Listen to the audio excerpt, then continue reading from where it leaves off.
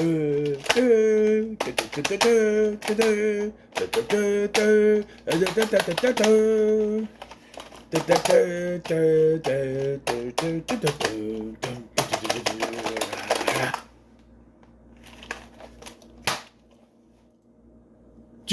Horror Month. I need one headshot in there. Welcome back. Juniversal Horror Month. The penultimate day, penultimate episode, penultimate review. Unfriended. That's right. Unfriended. I wanted to do some of the more recent notable ones. I think I did a pretty good job after the Universal monster movies. I did, The Birds was good, and then I thought I'd do some more, redo ones, like The Thing, and American Werewolf in London, and all that. And, yeah, so I think I did pretty good. So, I thought this one was a good idea.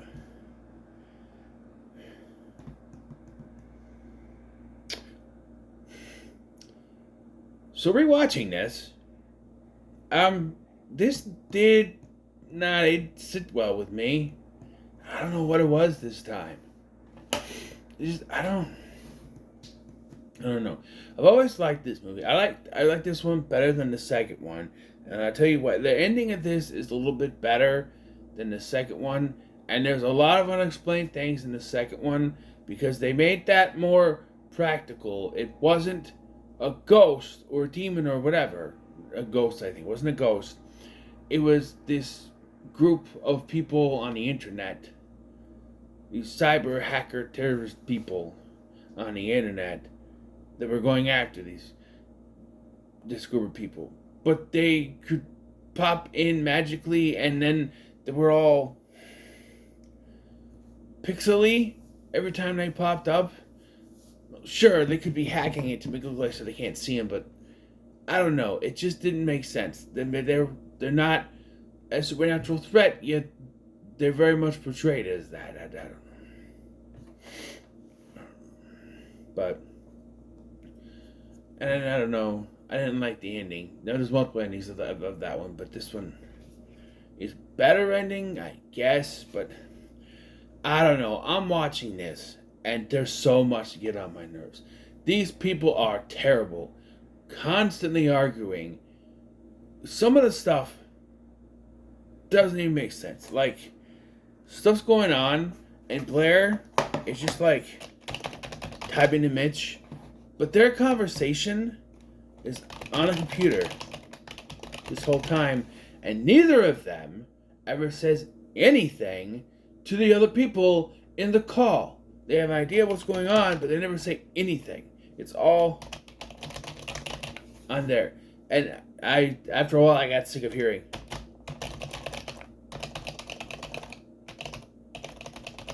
It's like, and the stupid, when you go on Skype, boop, beep, boop, beep, that got annoying after a while, too. It gets on your nerves. It does. And the characters are not very likable. I think that's intentional, though. It's meant to be very unlikable people. So the story here is there was this girl, teenage girl, Laura Barnes. She offed herself, committed suicide, whatever you want to say. And it's all because of this video that showed her in a very compromising position. Sucks. It happens. It's terrible when it happens. It shouldn't happen. However, and I'm not defending them, but if something as simple as an embarrassing video and one person telling you to off yourself is enough to push you over the edge, then you had mental issues beforehand, and this didn't help.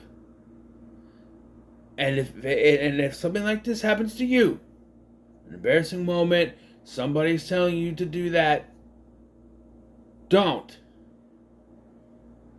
Get help. Talk to a family member,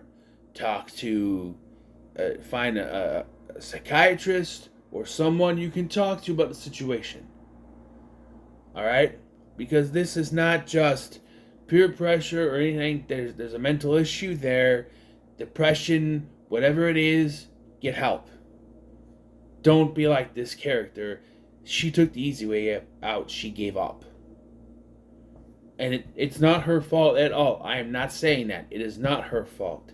She had those issues, and this all pushed her to that. But don't let those issues affect you like that. Seek out help. Don't take that route. Okay? Don't ever give in to that. I have friends who, I won't give their names, but I have friends who had that kind of depression. One of them took off one time, and we had to try to find him so he wouldn't do that. Not naming names. But,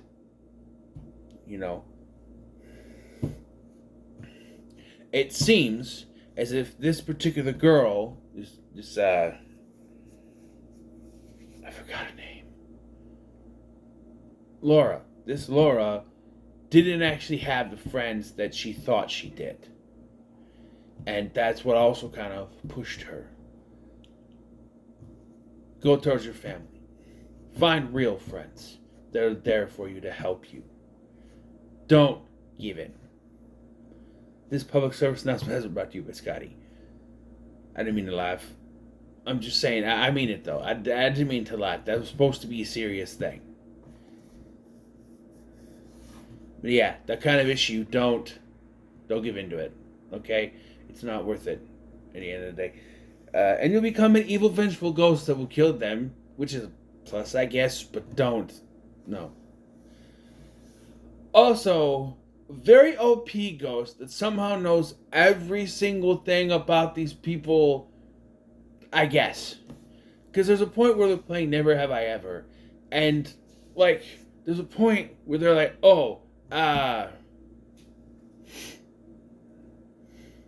I get she can hack into computers because she's like a computer ghost thingy. Sure, crazy fucking internet ghost.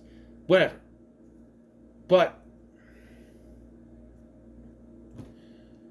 at one point, the game is supposed to be Never Have I Ever, and they put the fingers, and they take one down every time that it's they've done it, right?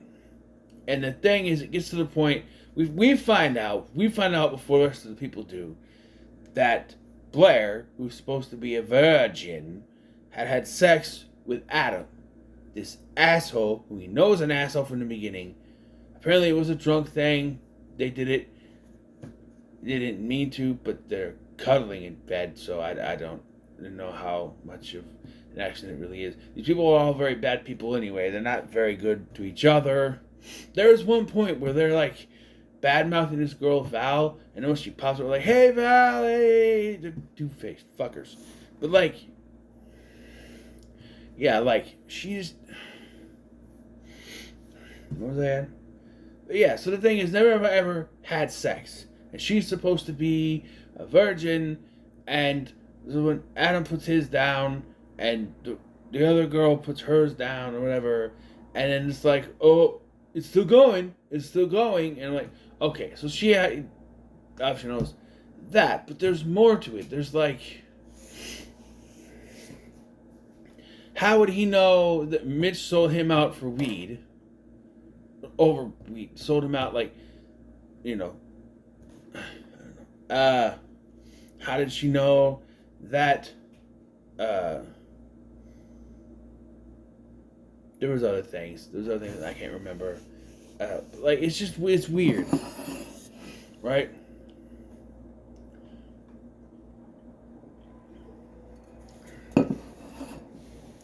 This ghost knows certain things about them that it shouldn't know. Because it's a ghost. And we've seen that they were not as close friends as they thought they were, right? She seems to know everything. Maybe when you're a ghost, you just can fly around and learn everything about these people. I don't know. Also, the beginning of this is also confusing because I caught something with the two characters, the Blair and Mitch, the boyfriend and girlfriend, they're talking, they're having a little bit of sex talk, and the Skype thing pops up, and they're just ignore it. We'll call him back later. And they start to keep going, and then all of a sudden it just clicks, they're on there. Nobody accepted it. The only thing I can think of is that the ghost did it. But no one ever questions how they got this. Like, oh, hey guys, hey, someone's in your chonies. I'm just like, not one person is asking, hey, who accepted the call? Right? Because neither of them did. And, and then they think this thing on there, this Billy whatever, is a glitch. Right? And then Val is made to off herself by they apparently it's like, according to Fanflix, she swallowed bleach apparently. I never got that because she's just sitting there, and they say she has a history with seizures, and when they try to listen to the police chatter, it's like something about like a mental issue or something. And when I try to call the cops, I've tried to listen this time, and it seems like the ghost interferes and is the one talking to Ken, I think. And then Ken tries this thing that could get rid of a virus, and it doesn't work because they make this ghost too OP that no matter, because the plot says, the chart says that the plot says that this ghost has to win in the end. So no matter anything that they do, it's not going to work. And that really damages the rewatch value of this movie. When you have already seen it at least once, maybe if you haven't seen it in a while, you rewatch it again, it damages rewatch value because now you know. In a way, you can say that about any horror movie where no one survives, a found footage film, or like Final Destination, something like that. But you get the fun kills in Final Destination. Found footage movies are fun to watch, especially if those characters are likable enough. There's some of those where it is. I like the characters from Grave Encounters just fine. What other found footage movies can I think of right now off the top of my head? Because that's the best one for me. Don't even say Blair Witch because those characters are terrible. Which one? Either one. I guess they're better in this 2016 one, but Blair Witch Project, those are some of the worst characters in a found footage horror movie. And I'm telling you, come on. But I was like, oh, this. But yeah, just it damages the rewatch value when you know they're all going to die and there's nothing you can do. So it gets kind of annoying when you see them trying to do something, it's not going to work. And then you see Ken just kind of put his hand in the blender, which wouldn't kill you. Although I think he might actually have broken the thing and does it to his face too. That would. But like just damaging your hand wouldn't. I don't know.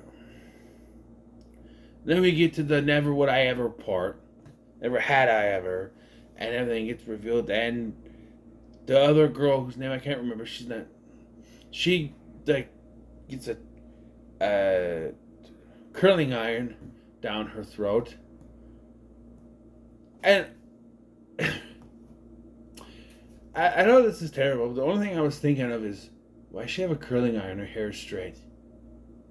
That's the only thing I can think of. Like, why does she have I guess she probably has like a mom or something with curly hair, but I'm just sitting there going, why does she have a curling iron if her hair is straight?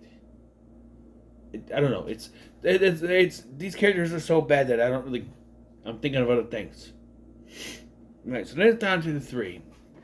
And at one point, Billy or Laura has sent letters to Blair and Adam, both saying that if they say anything, the other person will die. And Mitch at this point already knows about what happened and is freaking out. And again, this is another thing where it's like it has to happen. They're forcing the narrative to happen in this movie. It doesn't have to, but they're forcing it to happen. Because, like, they could have just, that could have happened, not talk about it again, you know, the whole thing. Out of nowhere, what does the paper say? Something that has not been brought up since the papers came out over 20 minutes ago. I think 20 minutes pass from when those papers pop up, at least 15 to 20 minutes have passed between when those papers come up, then all the stuff with the Never Have I Ever come in. 2 people die within that time, and now he's going, well, what did the paper say? What does that paper say, Blair? What does it say? Out of nowhere. How is he prompted to say it? Was there something? Again, they're typing on the computer. I can't fucking read. You think these glasses don't do anything? I'd have to watch it up close to read everything. I'm not reading everything they're typing because I'm not going to squint, okay? Maybe the Billy typed to him or something, I don't know. But, no, that basically forces Adam to, or forces Blair to show the thing saying if you tell anyone, Adam dies. And so then Adam himself with his own gun that he had earlier. I did like the line, Adam, you got a fucking gun. That was earlier. When he pointed at the computer and thought somehow that was a viable threat. We're down to the last 2. And now Laura is asking them who uploaded the video. Which, of course, was Mitch, we find out. And then Mitch is off with his own little knife that he had at the beginning of the thing. And now it's down to Blair, and it's counting down again. Because Blair was the one who recorded the video, and she laughed at her poopy pants. Again, normally this is just embarrassing stuff. And probably wouldn't, warrant the kind of thing that happened with Laura. That kind of the S words. But if you have mental issues or depression, it's gonna hit you that way. Because I remember the first time I watched this and thinking, so she was recorded with poopy pants, and your response is to off yourself. And this was 2015. I'd already known my friends that had those issues at that point, but I'm still thinking, could it be that bad? Something like this. I mean, it's a combination of the video and someone telling you to do it. But I don't know. I generally don't know. It's very possible, I guess, but I don't know. It's just an embarrassing video. But at the end of the day, if you got issues, if you got a depression, it's gonna hit you like that. So, yeah.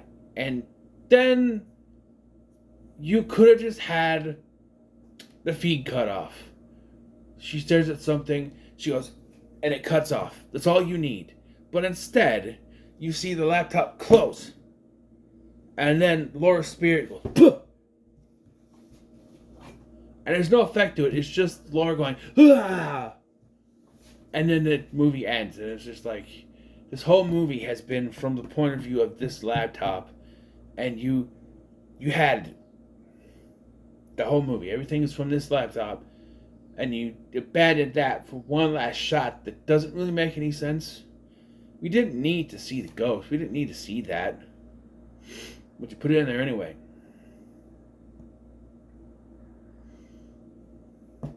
Like I said, this movie didn't age well for me. I don't know. It was more annoying. I was more annoyed by it than I enjoyed it. I'll give it a middle of the road. I don't know what I gave it before. I probably reviewed this back when I was giving it my number scale, but I'll give it a middle of the road for sure. I don't think it's terrible as some people say. Some people say the second one is better, and I don't see that at all. Those characters are just as annoying, and just, I don't know. The way they decided to make everything not supernatural yet still kind of sorta just doesn't work for me. Whereas this one works better, except for the ending. Well, the ending is better than the first one, but we didn't need to see the ghost here. Yeah. So, there you have it. What are your thoughts on Unfriended? Let me know in the comments. Make sure you like, share, and subscribe. Tomorrow, we finish this off. So I warn you, don't think it, don't say it. Don't say it, don't think it. Don't think it, don't say it. Don't think it, don't say it. Don't think it, don't say it. Huh?